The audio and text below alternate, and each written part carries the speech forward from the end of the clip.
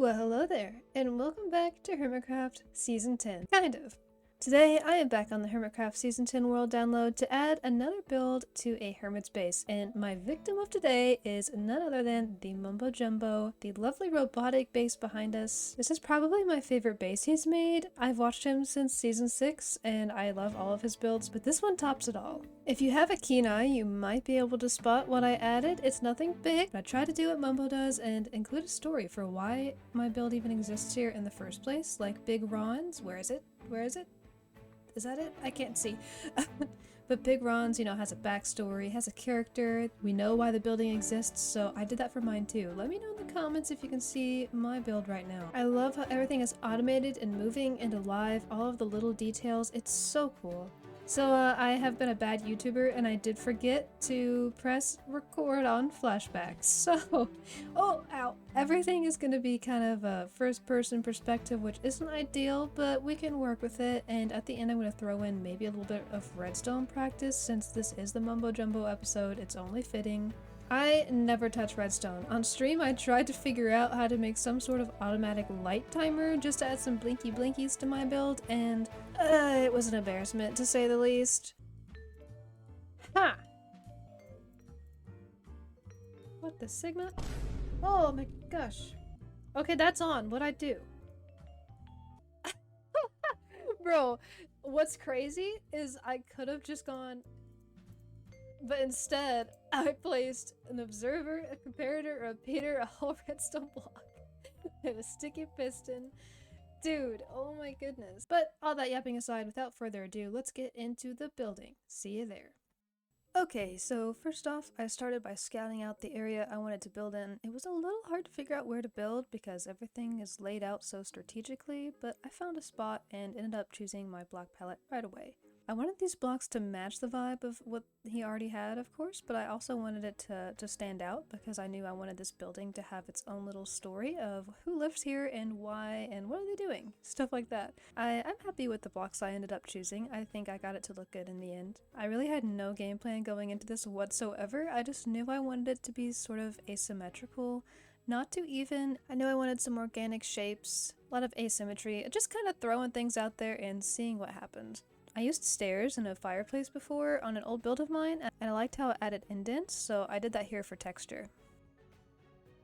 I cut some of it out, but there was definitely a lot of back and forth on what the heck I was doing. I kept building things and then getting rid of it and so on. I tried building a pipe onto the side, similar to the ones that I built in Tango's base here, but I ended up not liking it and removed it after, and I found a different alternative similar to the bluish-greenish pipes you might see on Mumbo's base over there. Now I am working on the roof, which I end up changing the color of later, but the shape stayed the same pretty much.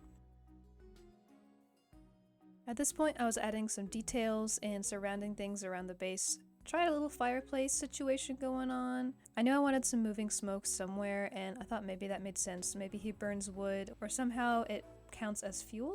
I'm not sure. So here, most of it was already done. I was just adding very basic interior stuff. I don't intend to have it very livable, just decent enough to show that somebody is usually living there. Here, I finally come back and add a different type of pipe to the side, because I really knew I wanted something, because even though this was a very organic-based base, I did want some of the pipes to be there. The story I made up for this house ended up being this like landscaper fella. I came up with a name for him on stream and we kind of made a little story of why he lives here.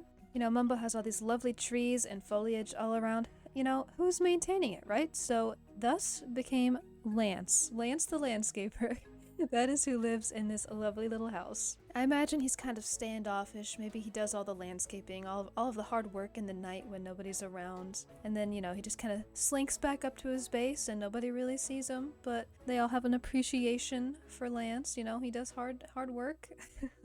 And so finally, in the last few moments here, replacing the blocks of the roof because I just wasn't digging how the tough bricks looked. I thought the mangrove looked a lot better, and there was a building nearby that had some mangrove in it, so I thought I would switch over, and I do think it ended up making it more cohesive. I wasn't sure how I'd feel at first, combining bricks with the red of the mangrove, but I actually really like it. And then I'm just doing a path here to show where Lance walks back and forth, maybe bringing plants to and from different places, just walking around doing his job. But I didn't want to make it too noticeable, just enough to blend in, and I added some moss carpets. As a finishing touch, I wanted to try building a tree. I had a lot of fun building some of B-Dubs' trees in one of my previous episodes, so I knew I had to give this one a try as well. They're in a different style than B-Dubs, and somehow building B-Dubs style of trees was easier for me, not sure why. I've actually become quite fond of building trees though. And I thought that it would just help it tie into the area, and plus it makes sense, Lance himself has to have one of the beautiful trees in his backyard.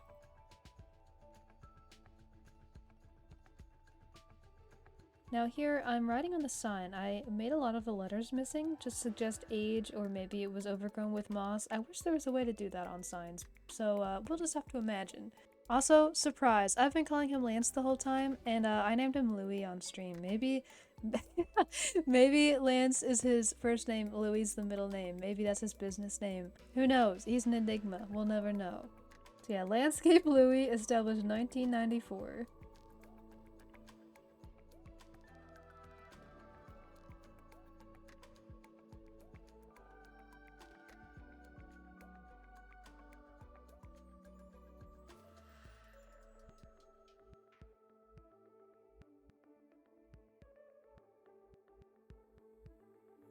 Hey, look at me! I did something. I totally didn't watch a tutorial for something that involved 8 blocks, but now I know how to do this. You also definitely didn't see the failed attempt at the attempted horizontal flying machine, but now we're going up.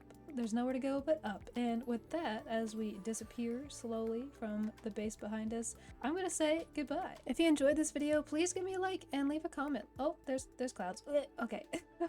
Leave a comment, let me know what you think. Any complaints, questions, concerns. The next episode will have lovely flashback time lapses for the building. But this was fun. I'm happy with Lewis/Lance's landscaping company. I think that it turned out pretty cute. We have a little story and I think it fits in well with the base. If you have a suggestion on which hermit I should do next, make sure you leave a comment down below and let me know. And also check out the previous episodes linked in the description. I have a few hermits that I've done so far, so make sure you check that out. I think I'm just gonna leave that going off for eternity. And with that, I will see you soon. Have a good day and happy building. I think that's all I've got time for today. I hope that you enjoyed the video, and I'll catch you in the next one. See ya.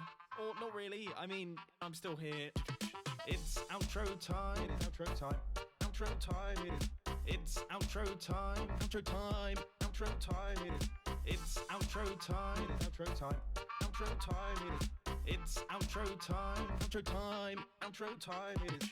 It's the end of the video. It's the end of the video. It's the end of the video. It's the end. See ya. It's outro time. It is outro time. Outro time. It is. It's outro time. Outro time.